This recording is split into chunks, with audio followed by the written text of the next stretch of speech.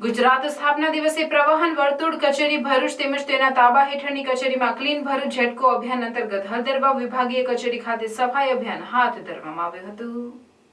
1 મે ગુજરાત સ્થાપના દિવસે પ્રવાહન વર્તુળ કચેરી ભરૂચ તેમજ તેના તાબા હેઠળની કચેરીમાં ક્લીન ભરૂચ ઝેટકો અભિયાન અંતર્ગત હળદરવા વિભાગીય કચેરી ખાતે કાર્યપાલક ઇજનેર એપી ભાભોરના માર્ગદર્શન હેઠળ સ્વચ્છતા અભિયાન હાથ ધરવામાં આવેલ, જેમાં એમકે શેખ, આરએન પિંગલે, એસકે પ્રજાપતિ તથા અન્ય ઇજનેરો તથા ઓફિસ સ્ટાફ, લાઇન સ્ટાફ અને કંટ્રોલ રૂમ સ્ટાફ દ્વારા ઉત્સાહથી સફાઈ કરી કાર્યક્રમને સફળ બનાવ્યું હતું। 1 મે ગુજરાત સ્થાપના દિવસ નિમિત્તે